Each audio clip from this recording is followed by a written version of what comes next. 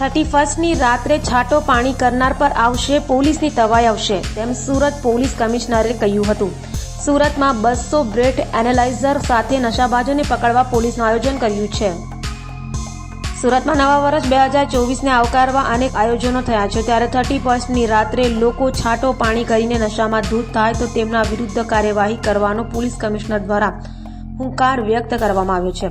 Police commissioner Ajay Kumar તોમરે પત્રકાર પરિષદ યોજી હતી, જેમાં જણાવ્યું કે આગામી 31મી ડિસેમ્બરને લઈને પોલીસ દ્વારા નશાબાજો પર નકેલ કસવા માટે 200 બ્રેથ એનાલાઇઝર દ્વારા નશાબાજોને પકડવા માટે આયોજન કરવામાં આવ્યું છે। સાથે જ અમુક રસ્તાઓ પર ઉજવણી થનાર હોવાથી રસ્તાઓ પણ ડાયવર્ટ કરવામાં આવ્યા છે।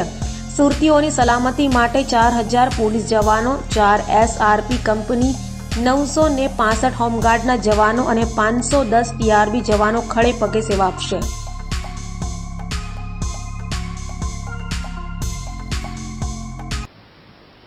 સમસ્ત વિશ્વની જેમ હવે 2 દિવસ પછી નવા વર્ષના સ્વાગતની ઉજવણી સુરતમાં પણ નાગરિકો કરશે।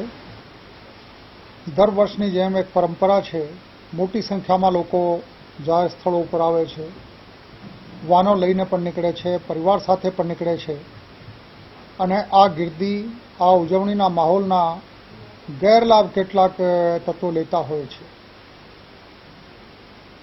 આ વર્ષે પોલીસ દ્વારા સવિશેષ અનેક વ્યવસ્થાઓ એવી ગોઠવવામાં આવી છે જેથી લોકો ઉજવણી તો કરે પરંતુ કાયદાની મર્યાદામાં રહીને કરે, બીજાના માટે અગવડ ઊભી ના કરે એવી રીતે કરે।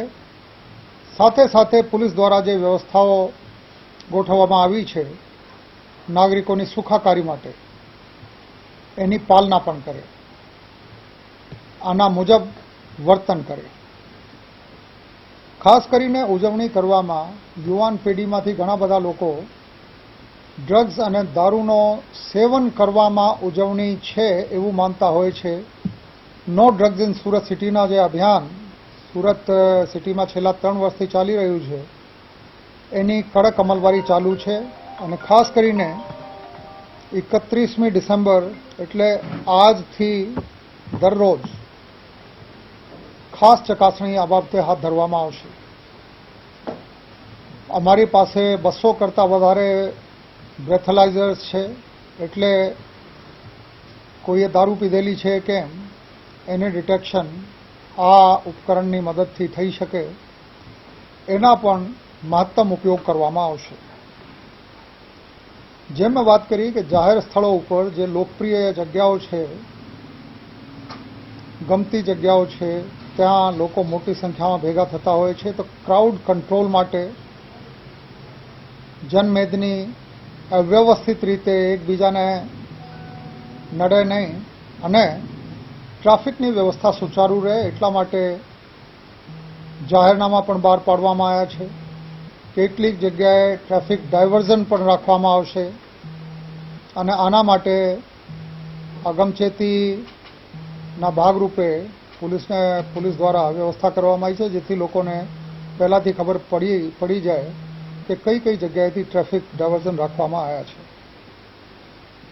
આ તમામ તૈયારીઓના ભાગરૂપે પોલીસ દ્વારા ગઈકાલે કેટલાક વિસ્તારોમાં કોમ્બિંગ કરવામાં આવી હતી, જેમાં સિનિયર અધિકારીઓ પણ હતા અને ખૂબ પ્રભાવી કામગીરી આ કોમ્બિંગ, વાહન ચેકિંગ અને બીજી ચેકિંગ મારફતે કરવામાં આવી છે।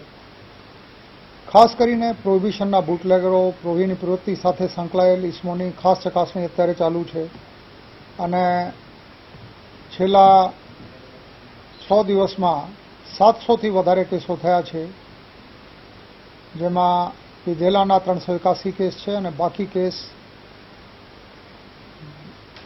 દેશી દારૂ અને વિદેશી દારૂના છે। આમાં આ કેસોમાં છેલ્લા 6 દિવસમાં લગભગ 81 લાખ રૂપિયાના મુદ્દામાલ પોલીસ દ્વારા કબજે કરવામાં આવે છે, જેમાં દારૂની કિંમત 36 લાખથી વધારે થાય છે। જે ભયજનક રીતે ડિક્કી ખોલીને ડિક્કીમાં બેસાડીને કે 4 વ્હીલરની બોનેટ ઉપર બેસીને લોકો ફરતા હોય છે। હવે આ ઉજવણી કરવાની કોઈ રીત નથી।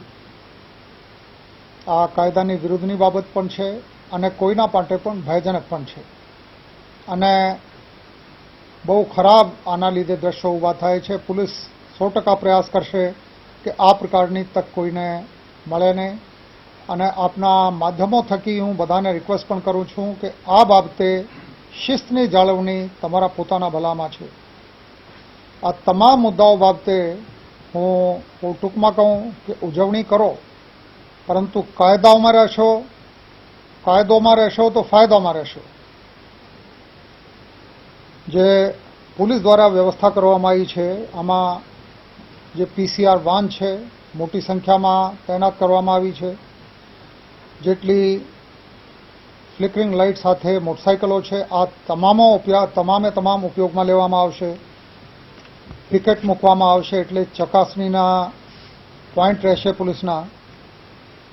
CCTV જે અમારા નેટવર્ક છે, જેની ફીડ અમારા કંટ્રોલ રૂમમાં આવે છે, ત્યાં અધિકારીઓ બેસશે અને કયા વિસ્તારમાં કેવી પરિસ્થિતિ છે એના ઉપર ચાંપતી નજર રાખશે. પરિસ્થિતિ પ્રમાણે જુદા જુદા વિસ્તારમાં ડ્રોનના પણ ઉપયોગ કરવામાં આવશે, જેથી ગીર્દીના કોઈ ગેરલાભ ના લઈ જાય, કોઈ અસામાજિક વર્તન ના કરે. આની સાથે સાથે બહુ મહત્વપૂર્ણ એક બાબત છે, કેમ કે બધા લોકો ઉજવણીમાં નીકળતા હોય છે, તો આમાં મહિલાઓ અને દીકરીઓ પણ નીકળતી હોય છે.